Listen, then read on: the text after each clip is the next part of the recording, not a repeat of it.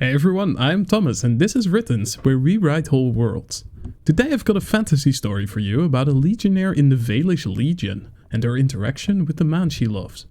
Sit back, relax, and enjoy the fantasy scene of Familial Roots.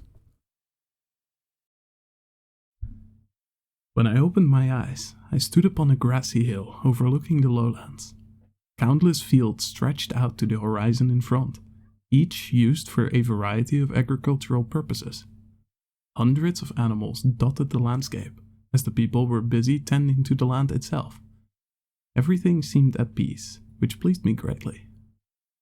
Resting my hand on the hilt of my blade, I turned around and continued my patrol. "Captain?" a familiar voice said from above me. I smirked and slowly turned around. Without facing up, I responded sarcastically. "At ease, civilian." I sighed and looked up. Sitting on a thick branch was my best friend Suteris. Or I suppose in your case, a bit less ease wouldn't be too bad either, huh? Ouch. I can't help it that we're not allowed to hunt yet, he said, pretending to be upset. "Another patrol, huh? They're really not letting you rest, are they?" "Can't be helped. My next mission isn't until the Centurion recovers," I said, bracing myself for what was to come. "I really wish you would stop following that man around," Suteris said, his voice turning serious as he slid down the tree, deftly landing on the soft earth next to me.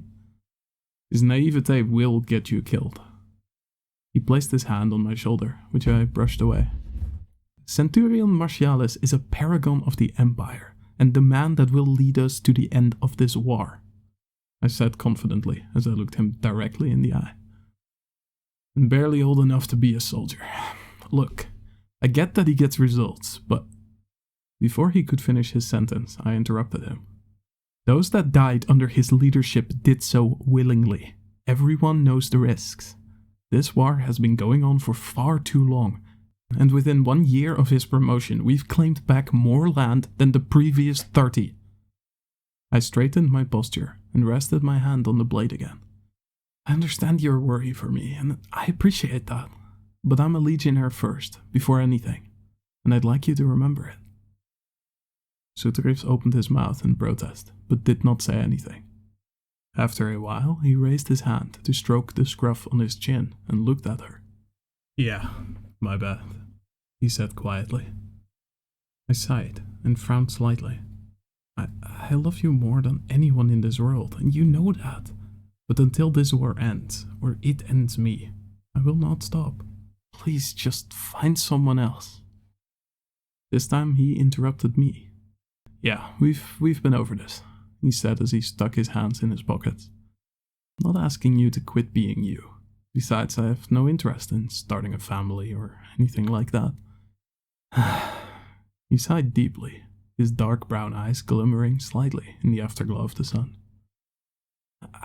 "I want to be the place you come home to, nothing more."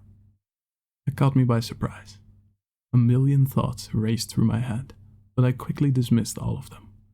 Composing myself, I looked back up at him and said, "I appreciate that." The businesslike tone of my voice surprised me, but no further words came out. He looked somewhat upset, but did not say anything either.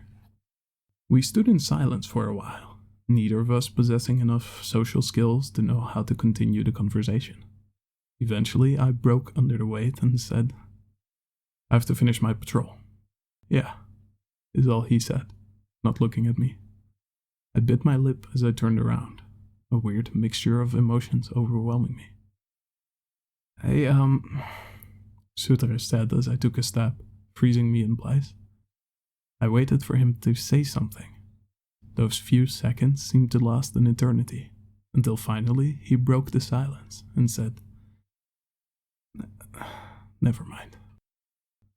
I kept walking down the hill, not wanting to show him the tears rolling down my face. Why is he always like that? I thought to myself, not understanding the anger, sadness, and happiness I felt. "Asshole," I whispered. "I have to compose myself before making it back to the city." At this point, I did not yet know that the mission that followed would be my last.